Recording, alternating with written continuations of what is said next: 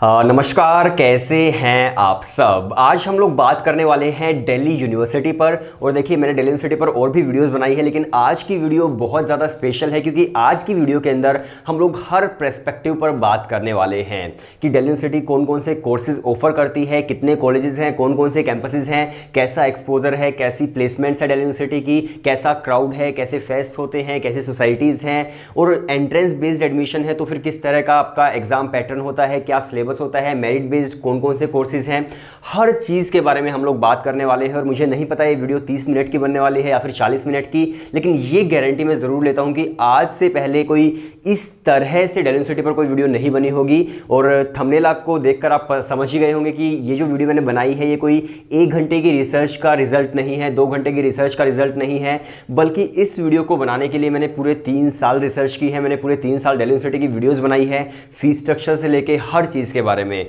सो आज मैं कंक्लूड करने वाला हूं हर चीज को। अगर आप एक दिल्ली यूनिवर्सिटी के एस्पायरिंग स्टूडेंट हैं तो ये जो वीडियो आपके लिए होने वाली है ये बहुत ज्यादा हेल्पफुल वीडियो होने वाली है और आपको इसके बाद कोई दूसरी वीडियो देखने की जरूरत नहीं पड़ेगी। सारे डाउट्स दिल्ली यूनिवर्सिटी से रिलेटेड आपके क्लियर हो जाएंगे, चाहे फिर आप अंडर ग्रेजुएट लेवल पर पढ़ाई कर रहे हैं या फिर आप एक पोस्ट ग्रेजुएट स्टूडेंट हैं। तो देखिए, वीडियो शुरू करने से पहले मैं हमेशा मेरे कोर्सेज का थोड़ा सा प्रमोशन करता हूं, तो मैं आपको बता देता हूं हमारे कोर्सेज के बारे में। अगर आप एक बीबीए, बीएमएस या फिर आईपीएम एस्पायरिंग स्टूडेंट है, अगर आप एडमिशन लेना चाहते हैं दिल्ली यूनिवर्सिटी के अंदर DU जेट से, जिसके अंदर आप बीबीए, बीएमएस या फिर बीबीई कर सकते हैं, या फिर आप एडमिशन लेना चाहते हैं क्राइस्ट यूनिवर्सिटी में, सिम्बायोसिस में, आईपी यूनिवर्सिटी में, या फिर आप एडमिशन लेना चाहते हैं IIM इंदौर के अंदर, IIM रोहतक के अंदर, सो इन सभी के एंट्रेंस एग्जाम्स को क्रैक करने के लिए हम लोगों ने अपने क्रैश कोर्स लॉन्च किए हैं, जिसके अंदर आपको 150 आवर्स के वीडियो लेक्चर मिलते हैं, जिसके अंदर जीके है, वर्बल है, लॉजिकल रीजनिंग है एंड क्वांट्स है। सो आपको ये 150 आवर्स के वीडियो लेक्चर मिलने वाले हैं, प्लस आपके टॉपिक वाइज टेस्ट होंगे, प्लस आपके फुल मॉक टेस्ट होंगे। हम लोग आपको एक डाउट सॉल्विंग पोर्टल देंगे, अगर आपका कोई भी डाउट हो तो आप हमसे वहां पर पूछ सकते हैं। सो अगर आप DU जेट देने वाले हैं तो आप हमसे कॉन्टैक्ट कर सकते हैं, हमारा व्हाट्सएप नंबर डिस्क्रिप्शन के अंदर है, आप हमें व्हाट्सएप कर दीजिए, हम लोग आपको कोर्स की सारी डिटेल्स सेंड कर देंगे, प्लस आपको डेमो वीडियोज सेंड कर देंगे। अगर आप कोर्स में एनरोल करना चाहते हैं तो आप डेमो वीडियोज देखिए एंड कोर्स में आप एनरोल कर सकते हैं। तो चलिए शुरू करते हैं अब दिल्ली यूनिवर्सिटी, ठीक है। सबसे पहले हम बात करते हैं दिल्ली यूनिवर्सिटी के कैंपस एंड कॉलेजेस की। तो देखिए, डिफरेंट यूनिवर्सिटीज़ होती हैं, जैसे कि MDU है जो कि रोहतक के अंदर है, तो वहाँ पर क्या है कि एक मेन कैंपस है, देन उसके बहुत सारे कॉलेजेस हैं MDU से एफिलेटेड। अगर मैं बात करूँ क्राइस्ट यूनिवर्सिटी की, तो क्राइस्ट यूनिवर्सिटी के डिफरेंट कॉलेजेस नहीं बल्कि 5 डिफरेंट कैंपसेस हैं अलग अलग सिटीज़ के अंदर। अगर मैं बात करूँ LPU की, तो LPU का एक कैंपस है। अगर मैं बात करूँ दूसरी यूनिवर्सिटीज़ की तो बाकी कैंपसेस होते हैं। लेकिन अगर मैं बात करूँ दिल्ली यूनिवर्सिटी की, तो देखिए दिल्ली यूनिवर्सिटी के अंदर आपको 3 वर्ड सुनने में आते हैं हमेशा: north campus, south campus end off campus. अब इनका क्या मतलब है? तो देखिए, नॉर्थ दिल्ली के अंदर जितने भी कॉलेजेस हैं उन कॉलेजेस को बोल दिया जाता है नॉर्थ कैंपस के कॉलेजेस, जो साउथ दिल्ली के अंदर कॉलेजेस हैं उनको बोल दिया जाता है साउथ कैंपस के कॉलेजेस, और इन दोनों के एरिया के अलावा जो कॉलेजेस हैं उनको बोल दिया जाता है ऑफ कैंपस कॉलेजेस। तो अभी हम बात करते हैं डिफरेंट कॉलेजेस की। तो देखिए, नॉर्थ कैंपस के बारे में आई होप आप सभी ने सुना ही होगा।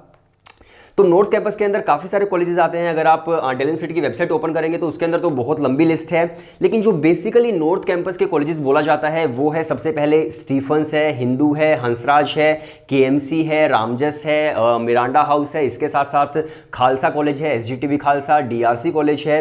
तो ये कुछ कॉलेजेस हैं जिनको नॉर्थ कैंपस के कॉलेजेस बोला जाता है और जिनकी रैंकिंग ऑल इंडिया रैंकिंग बहुत अच्छी है। और जो NIRF अगर आप चेक करेंगे, नेशनल इंस्टीट्यूशनल रैंकिंग फ्रेमवर्क, जो कि गवर्नमेंट रिलीज करती है, तो उसके अंदर भी पूरे इंडिया के अंदर इन कॉलेजेस की बहुत अच्छी रैंकिंग है। और रैंकिंग किन बेसिस पर बनती है? उनका इंफ्रास्ट्रक्चर कैसा है, उनकी प्लेसमेंट कैसी है, उनके कोर्सेज कौन कौन से हैं, तो इन सभी चीज़ों को मिलाकर रैंकिंग बनाई जाती है। तो ये जो कॉलेजेस हैं ये टॉप लिस्ट के अंदर आते हैं NIRF में। अगर हम बात करें साउथ कैंपस के कॉलेजेस की, तो देखिए ये एक र्यूमर है, मैं इसको र्यूमर ही कहूँगा कि साउथ कैंपस अच्छा नहीं है, ये सिर्फ एक र्यूमर है, ऐसा नहीं है। तो देखिए, साउथ कैंपस के बहुत सारे कॉलेजेस हैं जो बहुत अच्छे हैं, साउथ एंड ऑफ कैंपस दोनों के। देखिए, जैसे कि लेडी श्री राम कॉलेज जो है वो नॉर्थ कैंपस के काफ़ी कॉलेज से बहुत अच्छा है। वेंकटेश्वर कॉलेज जो है वो भी नॉर्थ कैंपस के 1-2 कॉलेज से काफ़ी अच्छा कॉलेज है, उसकी प्लेसमेंट आप देखिए, उसका इंफ्रास्ट्रक्चर आप देखिए। सो साउथ कैंपस भी बहुत अच्छा है। इसके अलावा एक कमला नेहरू कॉलेज है, गार्गी कॉलेज है, शहीद भगत सिंह कॉलेज है, DCSE भी अच्छा कॉलेज है, और भी बहुत सारे कॉलेजेस हैं जो बहुत अच्छे कॉलेजेस हैं जिनके बारे में लोगों को कम पता है, जो अंडररेटेड कॉलेजेस हैं। तो अपने माइंड से ये चीज़ आप बिल्कुल निकाल दीजिए कि नॉर्थ कैंपस सबसे बेस्ट है, साउथ कैंपस तो बेकार है, ऐसा नहीं है। सिर्फ डिपेंड करता है कि उस कॉलेज का क्राउड कैसा है। और अगर मैं क्राउड की बात करूं तो यार साउथ कैंपस के भी बहुत से कॉलेजेस हैं जिनका अच्छा क्राउड है और नॉर्थ कैंपस के तो अच्छे है ही। सो इस तरह से पूरा स्ट्रक्चर है दिल्ली यूनिवर्सिटी का। कैंपस हैं प्लस डिफरेंट कॉलेजेस हैं जो दिल्ली यूनिवर्सिटी से एफिलेटेड हैं। इसके बाद हम बात करते हैं, आई होप आप समझ गए हैं कैंपस एंड कॉलेजेस के बारे में। इसके बाद हम बात करते हैं कि दिल्ली यूनिवर्सिटी कौन कौन से कोर्सेज ऑफर करता है। और देखिए ये बहुत इंपॉर्टेंट चीज़ है। अगर आप बीए करना चाहते हैं, बीए प्रोग्राम या फिर बीए ऑनर्स अगर आप करना चाहते हैं किसी स्पेसिफिक सब्जेक्ट से, या फिर आप बीएससी प्रोग्राम करना चाहते हैं जिसको बीएससी फिजिकल साइंस भी बोलते हैं, या फिर आप बीएससी ऑनर्स करना चाहते हैं पर्टिकुलर सब्जेक्ट से, तो आप कर सकते हैं। इसके साथ साथ BCom program and BCom honours भी आप दिल्ली यूनिवर्सिटी से कर सकते हैं। अब देखिए इनमें फ़र्क क्या होता है प्रोग्राम एंड ऑनर्स के अंदर, ये भी एक सवाल है हर स्टूडेंट का। तो अगर आप किसी भी स्पेसिफिक सब्जेक्ट के अंदर ऑनर्स करते हैं, जैसे कि आप करते हैं हिस्ट्री ऑनर्स, तो 3 साल तक आपका जो फोकस होगा वो हिस्ट्री पर ही रहेगा। अगर आप करते हैं बीए प्रोग्राम तो उसके अंदर आप काफ़ी सारे सब्जेक्ट्स होते हैं जिनको पढ़ सकते हैं, सिर्फ हिस्ट्री नहीं, आप दूसरे सब्जेक्ट्स को भी पढ़ाई कर सकते हैं। अगर मैं बात करूं इसी तरह से BCom program and BCom honours की, ये बहुत ही अलग चीज़ है जो आपको दूसरी यूनिवर्सिटी के अंदर देखने को नहीं मिलती है। तो इसके अंदर डिफरेंस ये होता है कि जिन स्टूडेंट्स के पास 12th क्लास में मैथमेटिक्स होता है वो बीकॉम ऑनर्स करते हैं, और जिनके पास 12th क्लास में मैथमेटिक्स नहीं होता वो बीकॉम प्रोग्राम करते हैं। तो इस तरह से पूरा स्ट्रक्चर है BCom program and BCom honours का। आप देखिए आपका ये भी सवाल होगा कि इस बार तो CUCET भी होने वाला है, क्या पता मेरिट बेस्ड एडमिशन चले जाएं। तो देखिए बेशक CUCET हो, लेकिन ये जो वीडियो है ये तब भी वैलिड रहेगी क्योंकि इस वीडियो के अंदर बहुत सारी बातें होने वाली है। फीस स्ट्रक्चर की बात होने वाली है, टॉप 10 कॉलेजेस की बात होने वाली है, इंफ्रास्ट्रक्चर की बात होगी। तो देखिए ये जो सारी चीज़ें हैं ये तो चाहे CUCET हो या फिर ना हो तब भी ये चीज़ें एप्लीकेबल रहेंगी। इसके बाद हम बात करते हैं और कौन कौन से कोर्सेज हैं। तो देखिए बीए बीएससी एंड बीकॉम हो गया। इसके अलावा आप बीएलएड कर सकते हैं। बहुत सारे कॉलेजेस हैं जैसे कि गार्गी कॉलेज है, आदित्य महाविद्यालय कॉलेज है, मिरांडा हाउस है, और भी कुछ कॉलेजेस हैं जहां से आप ये कोर्स कर सकते हैं। बीएड आप कर सकते हैं। इसके अलावा बहुत कम स्टूडेंट्स को पता है लेकिन आप टूरिज्म एंड मैनेजमेंट भी कर सकते हैं CVS कॉलेज से, कॉलेज ऑफ वोकेशनल स्टडीज से। इसके अलावा आप LLB कर सकते हैं फैकल्टी ऑफ लॉ से। और देखिए ये भी एक इंपॉर्टेंट चीज़ है आप लोगों के लिए जाननी, दिल्ली यूनिवर्सिटी जो है वो BA LLB 5 साल का इंटीग्रेटेड कोर्स नहीं कराता है। अगर आप 12th क्लास के बाद LLB करने की सोच रहे हैं तो दिल्ली यूनिवर्सिटी में आपका एडमिशन नहीं हो सकता। दिल्ली यूनिवर्सिटी में सिर्फ और सिर्फ ग्रेजुएशन के बाद ही आपका एडमिशन हो सकता है। सो आप LLB कर सकते हैं ग्रेजुएशन के बाद। इसके अलावा देखिए BGMC और जर्नलिज्म भी दिल्ली यूनिवर्सिटी से होता है, जैसे कि दिल्ली स्कूल ऑफ जर्नलिज्म है, आप वहाँ एडमिशन ले सकते हैं। 12th क्लास के बाद आपको एक एंट्रेंस एग्जाम देना होता है। इसके अलावा DCSE है। इसके अलावा और भी कुछ कॉलेजेस हैं, खासकर गर्ल्स के ज़्यादा कॉलेजेस हैं जो जर्नलिज्म कराते हैं। सो आप वहां से जर्नलिज्म कर सकते हैं। LSR भी कराता है। सो इसके बाद देखो एक और इंपॉर्टेंट चीज़ है जो बहुत कम स्टूडेंट्स को पता है कि आप दिल्ली यूनिवर्सिटी से MBBS भी कर सकते हैं। तो कुछ मेडिकल कॉलेजेस हैं जो दिल्ली यूनिवर्सिटी से एफिलेटेड है जो MBBS कराते हैं, जैसे कि लेडी हार्डिंग कॉलेज है, मौलाना आज़ाद कॉलेज है, 1-2 कॉलेजेस और भी हैं, वहां से आप MBBS भी कर सकते हैं दिल्ली यूनिवर्सिटी से। इसके अलावा बहुत सारे स्टूडेंट सोचते हैं कि क्या दिल्ली यूनिवर्सिटी से बीटेक भी की जा सकती है। और देखिए वो लोग आर्टिकल पढ़ते हैं, फिर वो पूछते हैं कि क्या बीटेक की जा सकती है, फिर काफ़ी लोग होते हैं जो मना कर देते हैं।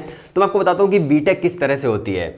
अब देखिए बहुत सारे कॉलेजेस हैं, कैंपसेस हैं, लेकिन कुछ डिपार्टमेंट्स भी है दिल्ली यूनिवर्सिटी के। उसमें से एक है क्लस्टर इनोवेशन सेंटर, वहाँ पर आप बीटेक कर सकते हैं एंड BA इन ह्यूमैनिटीज़ कर सकते हैं। उसके लिए आपका एंट्रेंस एग्जाम होता है और सिर्फ अराउंड 45 सीट्स होती हैं जहाँ पर आपको एडमिशन मिलता है।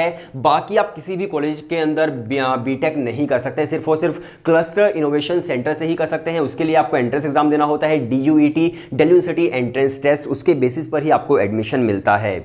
इसके बाद आती है बात प्रोफेशनल कोर्सेज की, जिनके कोर्सेज हम लोग अवेलेबल कराते हैं आपको crash course entrance exam crack करने के लिए। सो जितने भी प्रोफेशनल कोर्सेज हैं जो दिल्ली यूनिवर्सिटी कराता है, जैसे कि BBA आप कर सकते हैं, बैचलर ऑफ बिजनेस एडमिनिस्ट्रेशन, या फिर BMS आप कर सकते हैं, बैचलर ऑफ मैनेजमेंट स्टडीज, या फिर आप कर सकते हैं BBE bachelor of business economics. और इसके जो कॉलेजेस हैं वो कुछ कॉलेजेस ही हैं, जैसे कि सबसे बेस्ट कॉलेज है शहीद Sukhdev college of business studies, जो कि पूरे इंडिया का नंबर 1 कॉलेज है अगर आपको वहां से BBA या फिर BMS करनी है तो। और देखिए दिल्ली यूनिवर्सिटी जो BBA कराता है वो होता है BBA in FIA bachelor of business administration in financial investment analysis. तो आप वहां से BBA एंड BMS कर सकते हैं शहीद सुखदेव कॉलेज से। इसके अलावा BBE भी आप कर सकते हैं। तो बहुत सारे कॉलेजेस हैं, शहीद सुखदेव है, केशव महाविद्यालय है, दीनदयाल उपाध्याय कॉलेज है, इसके अलावा श्री गुरु Govind Singh college of commerce है, फिर CVS कॉलेज भी है, गार्गी कॉलेज भी बीबीए कराता है। तो बहुत सारे अच्छे कॉलेजेस हैं जहां से आप ये कोर्सेज कर सकते हैं। और अगर आप एंट्रेंस एग्जाम क्रैक करना चाहते हैं तो हम लोग आपको क्रैश कोर्स अवेलेबल करा देंगे, व्हाट्सएप पर आप हमें मैसेज कर सकते हैं। इसके बाद हम बात करते हैं, देखो अभी आपको पता चल गया कि कैंपस कैसे हैं, कॉलेजेस कौन कौन से हैं, कौन कौन से कोर्सेज ऑफर होते हैं। और देखिए एक बात और कि मान लीजिए हंसराज कॉलेज है तो इसका मतलब ये नहीं कि हंसराज आपको बीबीए भी करा देगा, आपको बीएमएस भी करा देगा। हर कॉलेज डिफरेंट कोर्सेज करवाते हैं। ऐसा नहीं है कि सारे के सारे कोर्सेज जो है वो एक कॉलेज करा दे और दूसरा कॉलेज भी एग्जैक्टली सेम सारे कोर्सेज करवा दे, तो ऐसा नहीं होता है। स्पेसिफिक कोर्सेज होते हैं जो स्पेसिफिक कॉलेजेस करवाते हैं। वो आपको देखना पड़ेगा कि क्या आप जो कोर्स करना चाहते हैं क्या वो कॉलेज वो कोर्स प्रोवाइड करता है या फिर नहीं करता है।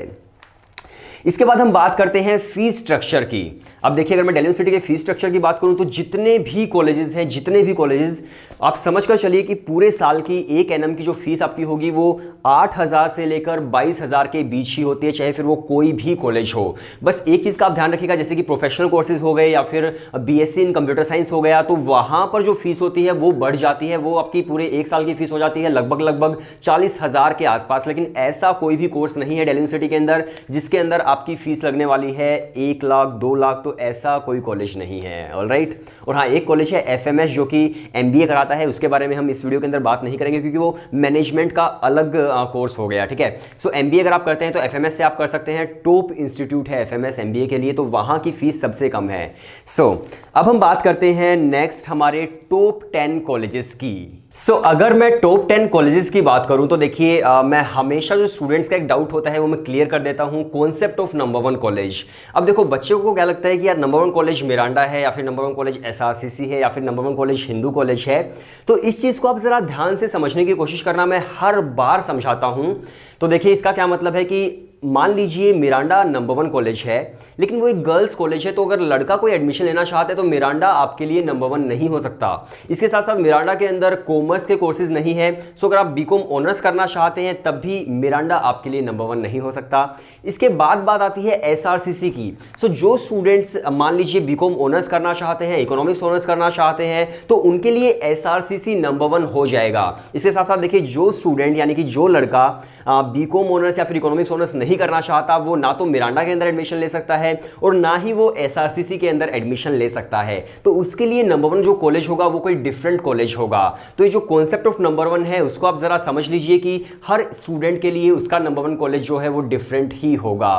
तो मैं आपको एक डिटेल बता देता हूं कि किस तरह से कॉलेजेस आपको रैंक कर सकते हैं। तो अगर मैं बात करूं बीकॉम की तो देखिए बीकॉम 2 तरह से है, बीकॉम प्रोग्राम है एंड बीकॉम ऑनर्स है। अगर मैं बात करूं बीकॉम ऑनर्स की तो नंबर 1 जो कॉलेज आपके लिए होगा वो एसआरसीसी ही होगा। देन उसके बाद आप हिंदू के अंदर एडमिशन ले सकते हैं, फिर आप हंसराज के अंदर एडमिशन ले सकते हैं, फिर केएमसी है, वेंकटेश्वर है, रामजस कॉलेज है। तो इस तरह से आप अपनी लिस्ट को रैंक को अरेंज कर सकते हैं। अगर मैं बात करूं बीकॉम प्रोग्राम की तो देखिए बीकॉम प्रोग्राम जो है वो स्टूडेंट करते हैं जिनके पास 12th क्लास में मैथमेटिक्स नहीं होता, और बीकॉम प्रोग्राम जो है वो हर कॉलेज नहीं कराता। जैसे कि अगर मैं बात करूं हिंदू कॉलेज की, हंसराज कॉलेज की, एसआरसीसी की, तो वो कॉलेजेस बीकॉम प्रोग्राम नहीं करवाते हैं। अगर आप बीकॉम प्रोग्राम करना चाहते हैं तो फिर आपके लिए नंबर 1 वेंकटेश्वर होगा, केएमसी होगा, रामजस होगा। इसके अलावा खालसा कॉलेज भी करवाता है, एचजीटीबी खालसा, इसके अलावा डीआरसी भी है। तो इस तरह के जो कॉलेजेस हैं वो आपके लिए बीकॉम प्रोग्राम के रैंक्स होंगे। इसके अलावा और भी बहुत अच्छे कॉलेजेस हैं, डीसीएससी भी है, एआरएसडी कॉलेज भी है। तो ये कॉलेजेस आप अपनी रैंक के अंदर रख सकते हैं। अब हम बात करते हैं अगर आप करना चाहते हैं आर्ट्स का कोई कोर्स यानी कि बीए के आप कोई कोर्स करना चाहते हैं तो फिर आपके लिए नंबर 1 कॉलेज हो जाएंगे 2 कॉलेजेस, यानी कि स्टीफंस में भी आप एडमिशन ले सकते हैं, आप मिरांडा में भी ले सकते हैं, आप हिंदू कॉलेज के अंदर भी एडमिशन ले सकते हैं, फिर हंसराज है, केएमसी है, वेंकटेश्वरा है, रामजस है, डीआरसी है। तो यही आपके लिए टॉप 10 कॉलेजेस होंगे। और हाँ, लेडी श्री राम कॉलेज वो भी बहुत ही ज़्यादा बढ़िया कॉलेज है। तो अगर आप बीकॉम ऑनर्स भी करना चाहते हैं तो लेडी श्री राम में भी आप ट्राई करना, आप वहाँ से भी कर सकते हैं। लेडी श्री राम बहुत अच्छा कॉलेज है।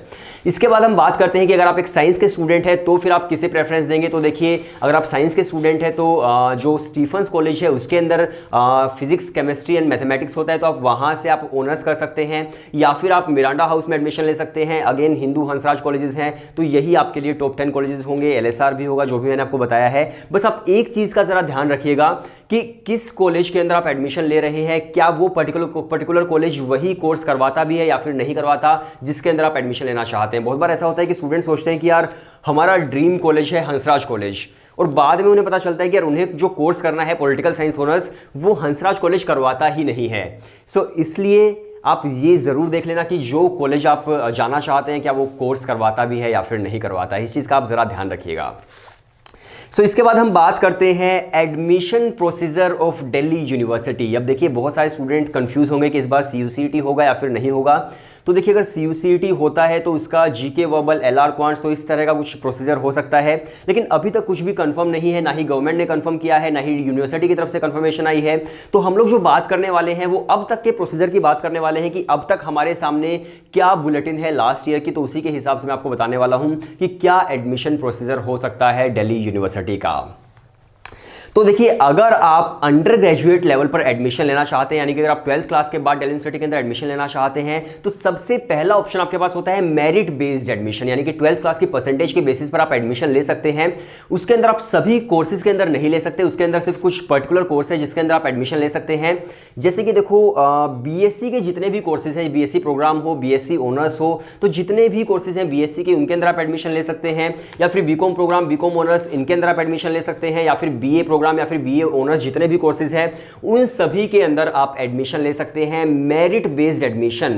और अगर आपको कोई ये कहे कि इसके एंट्रेंस होते हैं, फाइनल हो चुका है, तो अभी कुछ भी फाइनल नहीं है। और आज जो भी आप डेट है आप देख सकते हैं, आज तक जो एडमिशन इन कोर्सेज के अंदर होते आए हैं वो मेरिट बेस्ड एडमिशन ही होते आए हैं, कोई भी एंट्रेंस नहीं होता है। ऑलराइट, सो इसके बाद हम बात करते हैं एंट्रेंस बेस्ड एडमिशंस की। तो अगर आप दिल्ली यूनिवर्सिटी से एंट्रेंस बेस्ड एडमिशन लेना चाहते हैं तो उसके अंदर सबसे पहले प्रोफेशनल कोर्सेज हैं जहां पर आप एडमिशन ले सकते हैं DU JET के through, Delhi university joint admission test, जिसके अंदर आप BBA कर सकते हैं, BMS कर सकते हैं एंड BBE कर सकते हैं। और इनके कॉलेजेस जो हैं वो भी डिफरेंट है, मेरिट बेस्ड वाले अलग कॉलेजेस हैं एंड एंट्रेंस बेस्ड वाले अलग कॉलेजेस हैं। सिर्फ कुछ कॉलेजेस हैं जो दोनों के दोनों कोर्सेज करवाते हैं। आई होप आप समझ गए हैं कि मेरिट बेस्ड किन कोर्सेज के लिए है, एंट्रेंस बेस्ड किन कोर्सेज के लिए है। अब देखिए बहुत ही ज़्यादा इंपॉर्टेंट चीज़ जो दिल्ली यूनिवर्सिटी के अंदर है वो है concept of best of 3 and best of 4। इसका क्या मतलब है? अगर आप 12th क्लास की परसेंटेज के बेसिस पर एडमिशन लेते हैं दिल्ली यूनिवर्सिटी के अंदर तो 12th क्लास की आपकी ओवरऑल परसेंटेज नहीं जोड़ी जाती। अब देखिए स्टूडेंट क्या करते हैं, 5 सब्जेक्ट्स की पढ़ाई करते हैं 12th क्लास के अंदर। अगर उनके पास एडिशनल कोई सब्जेक्ट है तो 6 सब्जेक्ट्स वो लोग पढ़ते हैं, तो पूरे 5 या फिर 6 सब्जेक्ट्स उसके अंदर इंक्लूड नहीं किए जाते, सिर्फ और सिर्फ बेस्ट ऑफ 4 या फिर बेस्ट ऑफ 3 ही इंक्लूड किए जाते हैं। इसके अंदर दिल्ली यूनिवर्सिटी आपको 2 लिस्ट देती है, list A and list B. List A के अंदर सारी की सारी लैंग्वेजेस होती है, हिंदी होती है, इंग्लिश होती है, पंजाबी होती है, गुजराती होती है, मतलब जितनी भी लैंग्वेजेस इंडिया के अंदर है, चाहे वो साउथ इंडियन लैंग्वेज हो, नॉर्थ ईस्टर्न लैंग्वेज हो, नॉर्थ इंडियन लैंग्वेज हो, जितनी भी लैंग्वेजेस होती हैं वो होती है लिस्ट ए के अंदर। और जितने भी इलेक्टिव सब्जेक्ट्स हैं, इलेक्टिव सब्जेक्ट्स का मतलब है जैसे कि आर्ट्स अगर आप कर रहे हैं तो आपके इलेक्टिव हो सकते हैं, पॉलिटिकल साइंस हो सकता है, आपका इकोनॉमिक्स हो सकता है, ज्योग्राफी हो सकता है, हिस्ट्री हो सकता है, और भी जितने भी सब्जेक्ट्स होते हैं वो सारे इलेक्टिव सब्जेक्ट होंगे। अगर आप साइंस के स्टूडेंट हैं तो PCM या फिर PCB आपके इलेक्टिव सब्जेक्ट होंगे। अगर आप कॉमर्स के स्टूडेंट हैं तो फिर आपका BST एंड इकोनॉमिक्स जो है या फिर अकाउंटेंसी वो आपके इलेक्टिव सब्जेक्ट होंगे। तो दिल्ली यूनिवर्सिटी जो है वो 2 लिस्ट आपको देती है। लिस्ट ए के अंदर सारे लैंग्वेज सब्जेक्ट होते हैं, लिस्ट बी के अंदर सारे के सारे इलेक्टिव सब्जेक्ट होते हैं, और उनके बेसिस पर ही आपको अपनी बेस्ट ऑफ 4 या फिर बेस्ट ऑफ 3 की परसेंटेज कैलकुलेट करनी पड़ती है। अब मान लीजिए मैं करना चाहता हूं हिस्ट्री ऑनर्स, तो हिस्ट्री ऑनर्स के लिए मुझे 3 तो इलेक्टिव सब्जेक्ट्स ऐड करने होंगे और एक जो है वो मुझे अपना लैंग्वेज सब्जेक्ट ऐड करना होगा जिसके अंदर भी मेरे ज़्यादा मार्क्स आए हैं। तो उस बेसिस पर बेस्ट ऑफ 4 कैलकुलेट होंगे और तब जाकर मेरा एडमिशन होगा दिल्ली यूनिवर्सिटी के अंदर उसी परसेंटेज के बेसिस पर। तो बेस्ट ऑफ 4 किन किन कोर्सेज के लिए होता है? सबसे पहले देखिए जितने भी आर्ट्स के कोर्सेज हैं उन सभी के लिए बेस्ट ऑफ 4 होता है। जितने भी कॉमर्स के कोर्सेज हैं, बीकॉम ऑनर्स आप लगा सकते हैं, बीकॉम प्रोग्राम आप लगा सकते हैं, या फिर इकोनॉमिक्स ऑनर्स, तो उनके लिए भी बेस्ट ऑफ 4 होते हैं। अगर मैं बात करूं साइंस के कोर्सेज की, तो साइंस के अंदर 2 कोर्सेज हैं जिनके अंदर बेस्ट ऑफ 4 होते हैं और बाकी के अंदर बेस्ट ऑफ 3 होते हैं। तो अगर मैं साइंस की बात करूं तो इसके अंदर देखो, अगर आप मैथमेटिक्स ऑनर्स करना चाहते हो तो उसके अंदर आपके बेस्ट ऑफ 4 कैलकुलेट होंगे। फिर से सुन लीजिए, मैथमेटिक्स के लिए बेस्ट ऑफ 4 कैलकुलेट होंगे। अगर आप कंप्यूटर साइंस ऑनर्स करना चाहते हैं तो उसके लिए भी आपके बेस्ट ऑफ 4 ही कैलकुलेट होंगे। अगर आप करना चाहते हैं केमिस्ट्री ऑनर्स तो बेस्ट ऑफ 3 कैलकुलेट होंगे, और सिर्फ PCB वाले केमिस्ट्री ऑनर्स दिल्ली यूनिवर्सिटी से नहीं कर सकते। इसके साथ साथ अगर आप मैथमेटिक्स ऑनर्स अगर आप फिजिक्स ऑनर्स करते हैं तब भी आपके बेस्ट ऑफ 3 ही कैलकुलेट होंगे। तो इस तरह से पूरा प्रोसीजर है best of 4 and best of 3 का। उनके परसेंटेज के बेसिस पर आपको दिल्ली यूनिवर्सिटी की कट ऑफ देखनी होती है और आपको एडमिशन मिलता है। अब यहां पर भी बहुत सारे क्राइटेरियाज हैं, बहुत सारे जिनको समझ पाना इतना आसान काम नहीं है, लेकिन मैं कोशिश करूंगा आपको समझा सकूं। सबसे पहला क्राइटेरिया है स्ट्रीम चेंज का। अगर मान लीजिए कोई साइंस का स्टूडेंट्स आर्ट्स करना चाहता है या फिर कॉमर्स का कोई कोर्स करना चाहता है, तो जो बेस्ट ऑफ 4 की उसकी परसेंटेज होगी उसके अंदर से 2.5% डिडक्ट हो जाएगा और उसके बाद उसे कट ऑफ देखनी होगी कि कितनी कट ऑफ आई है, क्या मेरा एडमिशन होगा। तो 2.5% की यहां पर डिडक्शन आपको फेस करना पड़ता है। अब मान लीजिए आप साइंस के स्टूडेंट हैं लेकिन आप करना चाहते हैं हिस्ट्री ऑनर्स, मैं बार बार हिस्ट्री ऑनर्स का ही एग्जाम्पल दे रहा हूं। सो अगर आप साइंस के स्टूडेंट हैं और आप करना चाहते हैं हिस्ट्री ऑनर्स, और हिस्ट्री ऑनर्स की हिंदू कॉलेज की जो कट ऑफ है वो आ गई है, मान लीजिए सपोज कीजिए 98%, तो आपको साइंस के स्टूडेंट है तो आपको लानी होगी 100.5%। मैं सिर्फ एक एग्जांपल दे रहा हूं। और हाँ, कट ऑफ्स मतलब लिटरली इतनी ज़्यादा ही होती है टॉप कॉलेजेस की। सो 2.5% आपके डिडक्ट हो जाएंगे अगर आप स्ट्रीम चेंज करते हैं तो। इसके साथ साथ देखिए एक और क्राइटेरिया है कि अगर आपने कोई लैंग्वेज सब्जेक्ट एज इलेक्टिव पढ़ी है, एज कोर नहीं पढ़ी है, क्योंकि देखिए कोर और इलेक्टिव दो तरह से पढ़ाई होती है 12th क्लास के अंदर। सो अगर आपने कोई लैंग्वेज सब्जेक्ट इलेक्टिव सब्जेक्ट्स के अंदर पढ़ी है और उसी लैंग्वेज सब्जेक्ट के अंदर आप ऑनर्स करते हैं तो 2% का आपको एडवांटेज भी मिलता है।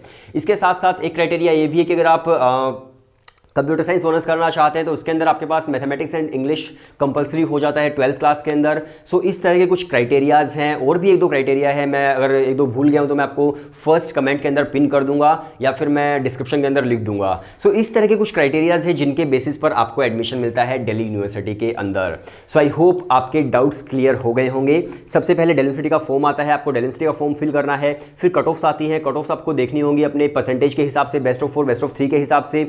देन जिस भी कॉलेज के अंदर आप अप्लाई करना चाहते हैं, आप ऑनलाइन डायरेक्ट अपनी दिल्ली यूनिवर्सिटी की वेबसाइट ओपन कीजिए और वहां से डायरेक्ट आप अप्लाई कर सकते हैं। घर बैठे आप एडमिशन ले सकते हैं दिल्ली यूनिवर्सिटी के किसी भी कॉलेज के अंदर।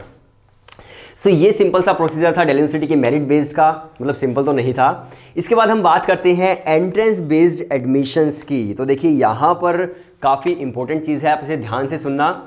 सबसे पहले DUET Delhi university entrance test. अगर आप दिल्ली यूनिवर्सिटी के अंदर कोई भी एंट्रेंस देते हैं, चाहे फिर वो पोस्ट ग्रेजुएट एडमिशन्स के लिए हो या फिर वो बीटेक के लिए हो या फिर किसी भी चीज़ के लिए हो, तो उसको DUET के अंदर ही रखा जाता है, दिल्ली यूनिवर्सिटी एंट्रेंस टेस्ट के अंदर। और उसका ही एक सेक्शन है DUJET, Delhi university joint admission test. अगर आप दिल्ली यूनिवर्सिटी के किसी भी कॉलेज के अंदर, मतलब जो कॉलेजेस BBA BMS या फिर BBE कराते हैं, उन कॉलेजेस के अंदर एडमिशन लेना चाहते हैं तो आपको DUJET का एंट्रेंस एग्जाम देना होता है। 65% की जो वेटेज है वो आपके एंट्रेंस एग्जाम की होती है, 35% की जो वेटेज है वो आपके 12th क्लास की परसेंटेज की होती है, और दोनों को मिलाकर एक ऐसा फ्रेमवर्क बनाया जाता है जिससे आपका दिल्ली यूनिवर्सिटी के अंदर एडमिशन हो जाता है। आई होप आप समझ गए हैं कि सिर्फ एंट्रेंस बेस्ड नहीं बल्कि 12th क्लास की परसेंटेज को भी यहाँ पर वेटेज दी जाती है और तब जाकर दिल्ली यूनिवर्सिटी के अंदर आपका एडमिशन होता है। अगर मैं बात करूँ कि किस तरह का पेपर पैटर्न आता है, किस तरह का सिलेबस आता है एग्जाम के अंदर, तो प्रोफेशनल कोर्सेज के अंदर आपका basically GK, verbal, logical reasoning and quants का सेक्शन आता है, और इनकी ही आपकी मतलब एंट्रेंस एग्जाम होता है। 4 नंबर का एक क्वेश्चन होता है, -1 की डिडक्शन होती है, और इस तरह से 400 मार्क्स का आपका पूरा क्वेश्चन पेपर होता है जब जाकर आपको एडमिशन मिलता है दिल्ली यूनिवर्सिटी के BBA BMS या फिर BBE के अंदर। और अगर आप DUJET में अप्लाई कर रहे हैं तो आप हमारा क्रैश कोर्स ले सकते हैं। अगेन मैं प्रमोशन कर देता हूं, व्हाट्सएप नंबर जो है मैंने डिस्क्रिप्शन के अंदर डाल दिया है, आप हमें वहां मैसेज कर सकते हैं और एंट्रेंस एग्जाम क्रैक करने के लिए हम लोग आपकी पूरी हेल्प करेंगे। और जो मतलब जो टीचर्स आपको पढ़ाएंगे उसमें से 75% जो कोर्स है वो सौरभ कोठारी सर आपको पढ़ाएंगे, जो खुद शहीद सुखदेव कॉलेज के एलुमनाई हैं, plus 7 times IIM call holder हैं। सो बेस्ट फैकल्टी आपको मिल रही है, आप क्रैश कोर्स में एनरोल कर सकते हैं। तो चलिए अब बात करते हैं इसके अलावा और कौन कौन से कोर्सेज हैं। तो देखिए जर्नलिज्म आप कर सकते हैं, जर्नलिज्म आप मेरिट बेस्ड भी कर सकते हैं और एंट्रेंस बेस्ड भी कर सकते हैं। अगर आप किसी कॉलेज के अंदर एडमिशन लेना चाहते हैं जर्नलिज्म में तो आपको मेरिट बेस्ड एडमिशन लेना होगा। अगर आप किसी कॉलेज के अंदर मतलब जो दिल्ली स्कूल ऑफ जर्नलिज्म है वहां पर अगर आप एडमिशन लेना चाहते हैं तो एंट्रेंस बेस्ड आपको एडमिशन लेना होगा। तो इस तरह से पूरा प्रोसीजर है दिल्ली यूनिवर्सिटी का।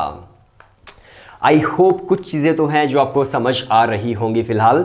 इसके बाद हम बात करते हैं पोस्ट ग्रेजुएशन की। अगर आप पोस्ट ग्रेजुएशन में एडमिशन लेना चाहते हो तो किस तरह का प्रोसीजर है। तो देखिए पोस्ट ग्रेजुएशन में भी 2 तरह से एडमिशन होता है, entrance based and merit based. जिसके अंदर क्या मतलब है, अगर आप दिल्ली यूनिवर्सिटी के स्टूडेंट हैं अंडर ग्रेजुएट लेवल के तो आपके पास दोनों ऑप्शन होते हैं, या तो आप अपने मार्क्स के बेसिस पर पोस्ट ग्रेजुएशन में एडमिशन ले सकते हैं, लेकिन अगर आपने अंडर ग्रेजुएशन किसी दूसरी यूनिवर्सिटी से की है तो आपके पास सिर्फ एक ही ऑप्शन होता है कि आप सिर्फ और सिर्फ एंट्रेंस बेस्ड एडमिशन ही ले सकते हैं दिल्ली यूनिवर्सिटी के अंदर। अब देखिए 50% जो सीट्स हैं वो रिजर्व होती है मेरिट बेस्ड के लिए, यानी कि 50% जो स्टूडेंट्स होंगे दिल्ली यूनिवर्सिटी के पोस्ट ग्रेजुएशन के अंदर, वो स्टूडेंट्स दिल्ली यूनिवर्सिटी के अंडर ग्रेजुएशन के ही स्टूडेंट्स होंगे, उसके अलावा कोई स्टूडेंट नहीं होगा। और जो एंट्रेंस बेस्ड है वो फिर जनरल हो गया, उसके अंदर कोई भी एडमिशन ले सकता है एंट्रेंस एग्जाम दे करके। सो इस तरह से पूरा प्रोसीजर है आपका एंट्रेंस बेस्ड का पोस्ट ग्रेजुएशन के लिए। और अगर मैं बात करूं कि एंट्रेंस एग्जाम में क्या आता है पोस्ट ग्रेजुएशन में, तो देखिए एंट्रेंस एग्जाम के अंदर जो आपने अंडर ग्रेजुएट लेवल पर पढ़ाई की है जिस भी स्पेसिफिक कोर्स की, उसी का सारा आता है कि आपको क्या क्या लिखना होगा। सो आई होप आप समझ गए हैं under graduation, post graduation, entrance exams, merit based, आपके काफ़ी सारा ज़्यादा डाउट जो है क्लियर हो गए होंगे। इसके बाद हम बात करते हैं रिजर्वेशंस की कि कौन कौन से रिजर्वेशंस है दिल्ली यूनिवर्सिटी के अंदर। तो देखिए यहाँ पर सबसे पहले जिस तरह से हर यूनिवर्सिटी कॉलेज के अंदर रिजर्वेशन होता है, ईडब्ल्यूएस का रिजर्वेशन है, ओबीसी का रिजर्वेशन है, एससी एसटीज़ का रिजर्वेशन है, कश्मीरी माइग्रेंट्स का रिजर्वेशन है। इसके साथ साथ यहाँ पर अलग तरह से भी एडमिशन होता है एंट्रेंस और मेरिट के अलावा, और वो होता है आपका स्पोर्ट्स कोटा से या फिर होता है आपका ईसीए से, एक्स्ट्रा करिकुलर एक्टिविटीज़ से। स्पोर्ट्स कोटा के अंदर एक पूरी लिस्ट है बहुत सारे स्पोर्ट्स की। तो अगर आपने उन मतलब जो भी बेसिक स्पोर्ट्स होते हैं, बॉक्सिंग हो गया या फिर आपका क्रिकेट भी हो गया, बास्केटबॉल हो गया या फिर चेस भी हो गया, जितने भी स्पोर्ट्स होते हैं जो बेसिक मेजर स्पोर्ट्स हैं, सो अगर आपके पास उनका कोई स्टेट सर्टिफिकेट, डिस्ट्रिक्ट सर्टिफिकेट या फिर नेशनल लेवल का सर्टिफिकेट, अगर आपके पास कोई भी सर्टिफिकेट है, कोई भी आपके पास पोजीशन है, तो आप डायरेक्ट एडमिशन ले सकते हैं स्पोर्ट्स कोटा से। आपको सारे के सारे डॉक्यूमेंट्स अपने दिल्ली यूनिवर्सिटी के फॉर्म के अंदर लगाने होते हैं। देन उसके बाद आपको उन सर्टिफिकेट्स के बेसिस पर आपको मार्क्स मिलते हैं। देन आपका उसके बाद एक ट्रायल भी होता है। मान लीजिए आप आर्चरी के अंदर ट्राई कर रहे हैं, तो आपने सर्टिफिकेट लगाए तो उसके कुछ आपको वेटेज मिल गया, फिर आपका ट्रायल होगा कॉलेज के अंदर, तो वहां पर आपको कुछ वेटेज मिलेगा और दोनों को मिलाकर आपका एडमिशन होगा। आपको पता चलेगा कि आपको कौन सा कॉलेज अलॉट किया जाएगा। और देखिए ऐसा भी होता है कि मान लीजिए आर्चरी जो है वो हंसराज कॉलेज के अंदर है लेकिन दूसरे किसी कॉलेज के अंदर नहीं है, मतलब कुछ कॉलेजेस के अंदर है, सबके अंदर नहीं है। तो जिनके अंदर आर्चरी नहीं है आपको उनके अंदर एडमिशन नहीं मिल सकता। सिर्फ जो कॉलेजेस आर्चरी करवाते हैं आपको सिर्फ उन्हीं कॉलेजेस के अंदर एडमिशन मिल सकता है, और आपको स्पेसिफिकली जो भी आप स्ट्रीम सेलेक्ट करना चाहते हैं आप उसके अंदर एडमिशन ले सकते हैं। तो ये हो गया स्पोर्ट्स कोटा का। अब बात करते हैं ईसीए की एक्स्ट्रा करिकुलर एक्टिविटीज़ की। सो अगर आपने नेशनल लेवल की, स्टेट लेवल की, डिस्ट्रिक्ट लेवल की डिबेटिंग की है, आपने ड्रामेटिक्स किया है यानी कि आपने थिएटर किया है, या फिर आपने डांस किया है, सिंगिंग की है, या फिर कोई भी जो मेजर आपके एक्स्ट्रा करिकुलर एक्टिविटीज़ होती हैं, सो अगर आपने वो की है तो उनके बेसिस पर भी आपको एडमिशन मिलता है दिल्ली यूनिवर्सिटी के अंदर, और वेटेज दी जाती है आपके सर्टिफिकेट्स को और आपके ट्रायल्स को, दोनों को मिलाकर आपको एडमिशन मिलता है स्पोर्ट्स कोटा की तरह ही, लगभग ये सेम है। और इसके बाद हम बात करते हैं अब SOL की और NC वेब की। और देखिए ये भी बहुत इंपॉर्टेंट चीज़ है, काफ़ी कम लोगों को पता है और मेरे पसीने आ गए हैं बोलते बोलते बट आई होप आपको दिल्ली यूनिवर्सिटी का ना एक पर्सपेक्टिव मिल रहा होगा कि यार दिल्ली यूनिवर्सिटी एक्चुअल में क्या है, किस तरह से एडमिशन होता है, क्या क्या चीज़ें होती हैं दिल्ली यूनिवर्सिटी के अंदर। सो अगर मैं बात करूं SOL की, स्कूल ऑफ ओपन लर्निंग की, तो यहाँ पर क्या होता है, देखो स्कूल ऑफ ओपन लर्निंग के अंदर अगर आप एडमिशन लेना चाहते हो तो इसमें डिस्टेंस लर्निंग होती है। आपको एक दिन जाना होता है, हफ्ते में आप सैटरडे जा सकते हो, संडे जा सकते हो, कोई भी एक दिन होता है आपका। सो आपको एक दिन ही उसके अंदर जाना होता है और आपको सर्टिफिकेट मिल जाता है स्कूल ऑफ ओपन लर्निंग का। लेकिन एक चीज़ आप हमेशा याद रखिए, रेगुलर के जो स्टूडेंट्स होते हैं उनकी डिग्री की थोड़ी सी वैल्यू ज़्यादा होती है और ओपन की इतनी ज़्यादा वैल्यू नहीं है डिग्री की। ये बात आप अपने दिमाग में बैठा लीजिएगा। सो मैं बात करता हूँ कि SOL से आप कौन कौन से कोर्सेज कर सकते हैं स्कूल ऑफ ओपन लर्निंग से। तो यहाँ पर आप BA कर सकते हैं, BA इंग्लिश कर सकते हैं, पॉलिटिकल साइंस है, BCom है, BCom ऑनर्स है, MCom है, MA हिंदी है, हिस्ट्री है, पॉलिटिकल साइंस है, हिस्ट्री संस्कृत है। सो ये कुछ कोर्सेज हैं जो आप कर सकते हैं अपने SOL से, स्कूल ऑफ ओपन लर्निंग से। और देखिए जितने भी स्टूडेंट्स SOL के अंदर एडमिशन लेते हैं, सबसे पहले रेगुलर स्टूडेंट्स का एडमिशन होता है, देन उसके बाद SOL के फॉर्म्स आते हैं और इसके अंदर कोई कट ऑफ नहीं होती, कोई एंट्रेंस नहीं होता। इसके अंदर बेसिकली आपके मिनिमम एलिजिबिलिटी होती है कि आपके कम से कम 60% होने चाहिए या फिर 55 होने चाहिए। उसके बाद आप अप्लाई करते हैं और डायरेक्ट आपका एडमिशन हो जाता है। और ये भी कंपलसरी नहीं है कि आपको संडे को जाना ही जाना होगा, ये भी कंपलसरी नहीं है। आप मतलब सिर्फ एग्जाम देने भी जा सकते हैं। सो इस तरह का होता है SOL। और एग्जैक्टली इसी तरह से होता है NC वेब, जो कि गर्ल्स के लिए होता है। सो उनकी भी एक दिन ही क्लास लगती है, सैटरडे या फिर संडे को। और देखिए रेगुलर जो स्टूडेंट्स होते हैं डिफरेंट कॉलेजेस के, उनकी क्लासेस लगती हैं मंडे से फ्राइडे को, एंड सैटरडे संडे को क्लासेस लगती हैं NC वेब की एंड SOL स्टूडेंट्स की।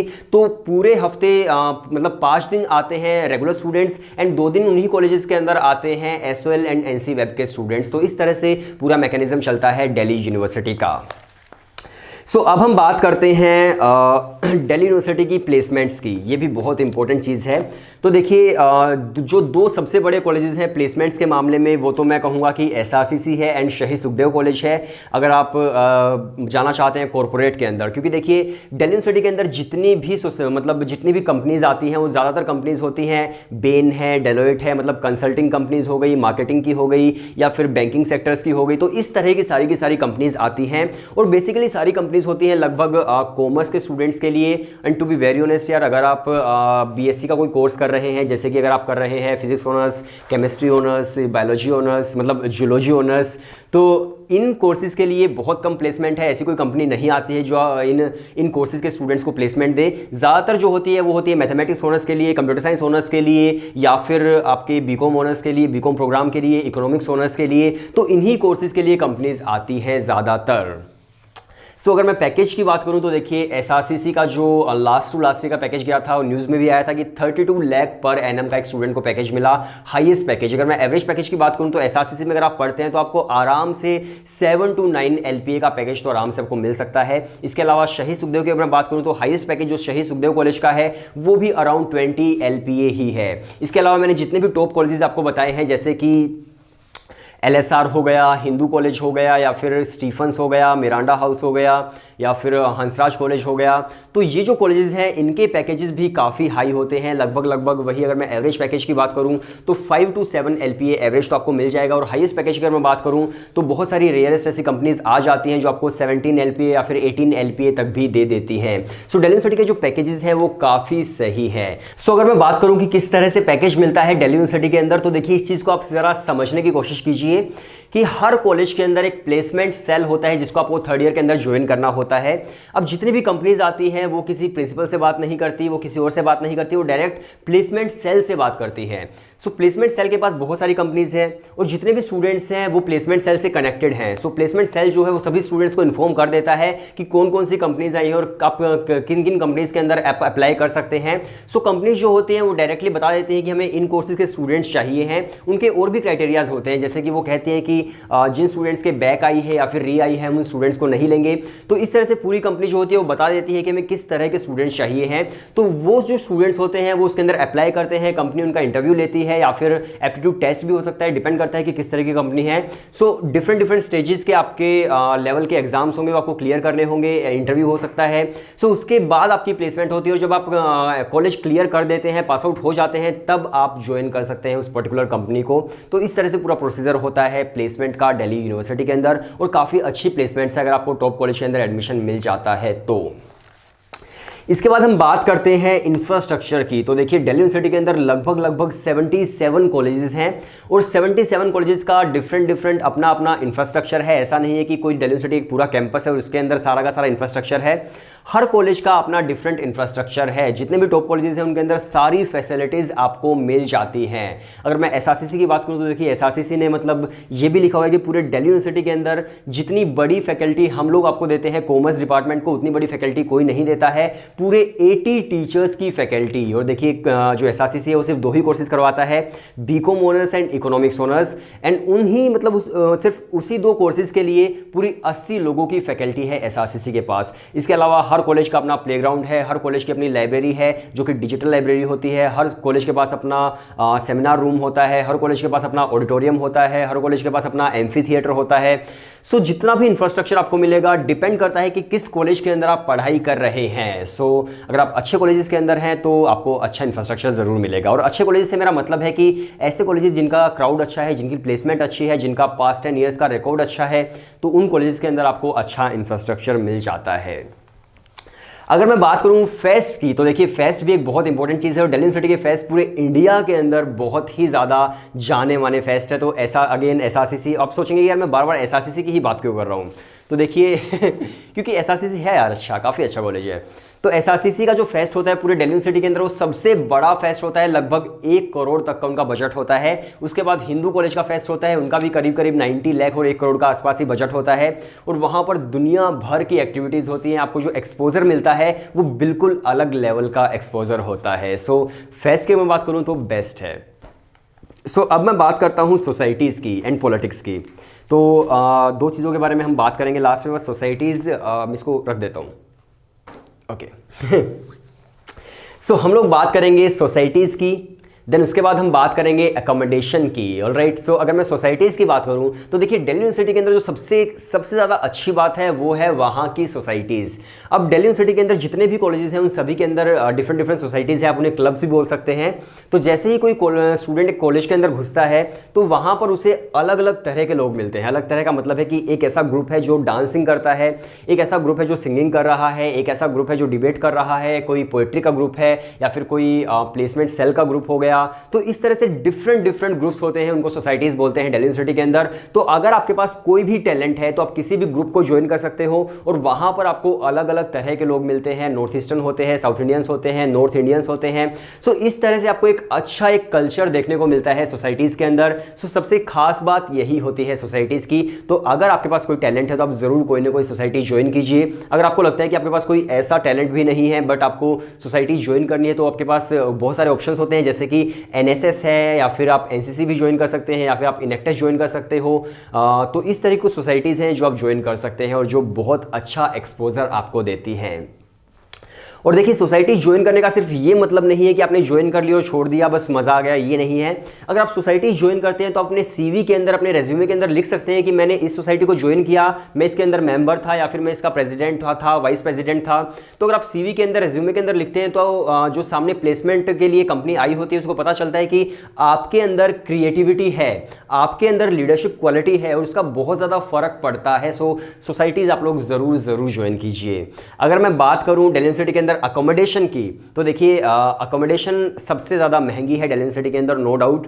क्योंकि यहाँ पर क्या होता है, जैसे हंसराज कॉलेज है तो उसके अंदर हॉस्टल है लेकिन गर्ल्स हॉस्टल नहीं है। तो बहुत सारे कॉलेजेस हैं जिनके अंदर गर्ल्स हॉस्टल नहीं है, और अगर गर्ल्स हॉस्टल है भी तब भी ज़्यादा से ज़्यादा सीट्स कितनी होती हैं, 200 सीट होती हैं, या फिर 300 सीट होती हैं, या फिर 400 होती हैं। लेकिन एक कॉलेज के अंदर जितने स्टूडेंट्स पढ़ते हैं उनकी कम से कम संख्या होती है 4000 से 5000। तो बाकी स्टूडेंट्स कहाँ पर रहेंगे? बाकी स्टूडेंट्स को पीजी में रहना पड़ेगा, बाकी स्टूडेंट्स को फ्लैट लेना पड़ेगा, रूम लेना पड़ेगा, और जब वो लोग ये सब चीज़ें लेते हैं तो बहुत ज़्यादा कॉस्टली उन्हें पड़ जाता है। तो लगभग अगर आप नॉर्मल लगाकर चलते हैं तो आपका एक साल का जो अकोमोडेशन का खर्चा है वो करीब आता है 1,10,000 रुपये के आसपास। तो देखिए दिल्ली यूनिवर्सिटी का यही सीन है कि फीस बहुत कम है लेकिन अकोमोडेशन के जो चार्जेस हैं वो काफ़ी ज़्यादा है। इसके साथ साथ अगर मैं बात करूँ हॉस्टल्स की, तो देखिए हॉस्टल का चार्ज भी कोई कम नहीं है, जिस तरह से बाकी यूनिवर्सिटीज़ का होता है उस तरह से नहीं है। यहाँ पर भी हॉस्टल का काफ़ी ज़्यादा चार्ज है।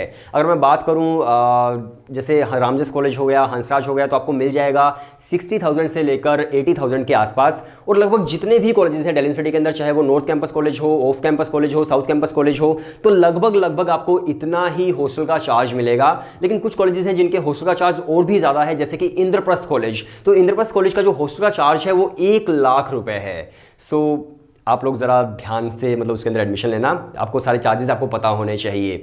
और हाँ, इंद्रप्रस्थ के अंदर बहुत सारे स्टूडेंट्स कंफ्यूज हो जाते हैं। तो देखिए इंद्रप्रस्थ जो है वो दिल्ली यूनिवर्सिटी का एक कॉलेज है। अगर मैं इंद्रप्रस्थ यूनिवर्सिटी की बात करूं तो यूनिवर्सिटी वो पूरी अलग है, लेकिन एक कॉलेज भी है इंद्रप्रस्थ जो कि दिल्ली यूनिवर्सिटी का एक कॉलेज है। तो मैं उसके बारे में बात कर रहा था, ठीक है। और हाँ, इंद्रप्रस्थ कॉलेज जो है वो बहुत अच्छा कॉलेज है, गर्ल्स कॉलेज है।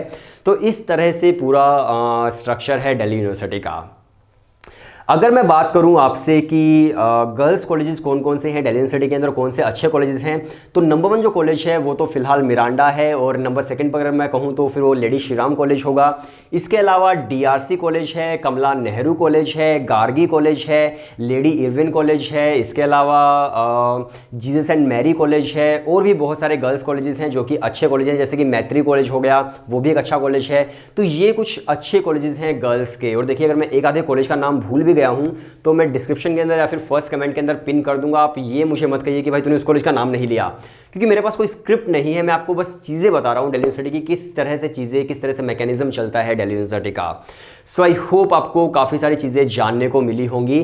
और हाँ, मुझे एक चीज़ और याद आ गई, पॉलिटिक्स। तो देखिए दिल्ली यूनिवर्सिटी के अंदर अगर मैं पॉलिटिक्स की बात करूँ तो पॉलिटिक्स भी दिल्ली यूनिवर्सिटी के अंदर काफ़ी ज़्यादा एक्टिव होती है। बहुत सारे कॉलेजेस हैं जिनके अंदर बहुत ज़्यादा एक्टिव है। कुछ कॉलेजेस हैं जो पॉलिटिकल लीडर्स को, पॉलिटिकल एक्टिविटीज़ को अपने कॉलेज के अंदर नहीं आने देते, जैसे कि मिरांडा हाउस कॉलेज हो गया, वो बाहर के जो डूसू इलेक्शंस होते हैं उनके स्टूडेंट्स को अपने अंदर नहीं आने देते। या फिर स्टीफन्स कॉलेज हो गया, उसके अंदर भी आप नहीं जा सकते हो अगर आप पॉलिटिकल लीडर हैं या फिर कोई भी आप पॉलिटिकल एक्टिविटी कर रहे हैं। तो इसके साथ साथ देखिए, अगर मैं बात करूँ तो 2 लेवल्स पर दिल्ली यूनिवर्सिटी की पॉलिटिक्स होती है। सबसे पहला है कॉलेज लेवल एंड दूसरा है Delhi university student union DUSU level. तो 2 तरह के अलग अलग लेवल्स हैं। सो सबसे पहले तो देखो, जो कॉलेज लेवल होता है उस पर एक प्रेसिडेंट होता है, वाइस प्रेसिडेंट होता है, सेक्रेटरी होता है। तो इस तरह से कॉलेज लेवल के इलेक्शंस होते हैं। और दूसरा डूसू लेवल के इलेक्शन होते हैं, जो पूरे दिल्ली यूनिवर्सिटी का एक प्रेसिडेंट बनता है, पूरे दिल्ली यूनिवर्सिटी का वाइस प्रेसिडेंट होता है, सेक्रेटरी होता है। तो इस तरह से पूरी पॉलिटिकल चीज़ें चलती है दिल्ली यूनिवर्सिटी के अंदर। और एक चीज़ आप हमेशा याद रखिए कि मतलब पॉलिटिक्स का मतलब ज़्यादातर यही है कि आपके पास मैन पावर हो, आपके पास पैसे की शक्ति हो, तभी आप लड़ सकते हैं इलेक्शंस, ऐसे आप नहीं लड़ सकते हैं। और जो भी स्टूडेंट्स डूसू के इलेक्शंस लड़ते हैं, वो जब उनकी रैलियाँ होती हैं तो 10-10 गाड़ियाँ चलती हैं भाई, जैगुआर से लेके, मर्सिडीज़ से लेके, BMW से लेके। तो एक आम आदमी जो है, एक आम स्टूडेंट जो है, वो इलेक्शन नहीं लड़ सकता है। और यहाँ पर कोई प्रेजिडेंशियल डिबेट नहीं होती कि डिबेट करके पता चलेगा कौन अच्छा है कौन बुरा है। यहाँ पर टू बी वेरी ऑनेस्ट लठ बजते हैं, पोस्टर वगैरह उछाले जाते हैं, पूरा कैंपस पोस्टर्स से भर जाता है और तब पता चलता है कि कौन जीतेगा इलेक्शंस। तो इस तरह का सीन है दिल्ली यूनिवर्सिटी के इलेक्शंस का। लेकिन हाँ, इलेक्शन से काफ़ी चीज़ें सही भी होती हैं, क्योंकि बहुत बार क्या होता है कि एडमिनिस्ट्रेशन जो है वो स्टूडेंट की आवाज़ को दबा देता है। तो उस वक्त जो होता है प्रेसिडेंट जो होता है, वाइस प्रेसिडेंट जो होता है, वो चाहे तो वो हेल्प कर सकता है स्टूडेंट की, और जो उसकी आवाज़ दबा दी गई है उसको उठाया जा सकता है। सो यही चीज़ें हैं दिल्ली यूनिवर्सिटी के बारे में। आई होप आपको काफ़ी सारी चीज़ें जानने को मिली होंगी DU के बारे में, और आपको एक पर्सपेक्टिव मिल गया होगा कि यार DU किस तरह का है, मतलब कितनी सारी सोसाइटीज़ हैं, कैसा DU का कल्चर है, कितने सारे डिफरेंट जगह से लोग आते हैं, नॉर्थ ईस्ट से आते हैं, साउथ इंडिया से आते हैं, नॉर्थ इंडिया के लोग होते हैं। तो एक इस तरह का कल्चर आपको मिलता है, नई लैंग्वेज आपको सीखने को मिलती है, बहुत सारी चीज़ें आपको सीखने को मिलती है। इसके साथ साथ क्या एडमिशन प्रोसीजर है, क्या प्लेसमेंट्स है दिल्ली यूनिवर्सिटी की, और कौन कौन से कोर्सेज करवाती है, क्या कॉलेजेस हैं, कौन कौन से कैंपसेस हैं। तो मैंने मेरी तरफ से आपको मतलब जितना मैं बता सकता था मैंने आपको दिल्ली यूनिवर्सिटी के बारे में बताया है। आई होप आपको काफ़ी सारी चीज़ें हैं जो जानने को मिली होंगी और काफ़ी सही आपको ये वीडियो लगी होगी। तो आप लोग चैनल सब्सक्राइब कर सकते हैं, बेल आइकन को दबा सकते हैं, आप लोग मुझे फॉलो कर सकते हैं इंस्टाग्राम पर, लिंक डिस्क्रिप्शन के अंदर है। इसके साथ साथ अगर आप हमारा क्रैश कोर्स लेना चाहते हैं DU जेट एंट्रेंस एग्जाम को क्रैक करने के लिए, तो आप हमें व्हाट्सएप पर मैसेज कर दीजिए, हम लोग क्रैश कोर्स की डिटेल्स आपको दे देंगे, प्लस आपको डेमो वीडियो सेंड कर देंगे। आई होप आपको क्रैश कोर्स ज़रूर पसंद आएगा। सो वीडियो देखने के लिए शुक्रिया। आप लोग चैनल सब्सक्राइब कर लीजिए, मुझे इंस्टाग्राम पर फॉलो कर लीजिए। सो शुक्रिया।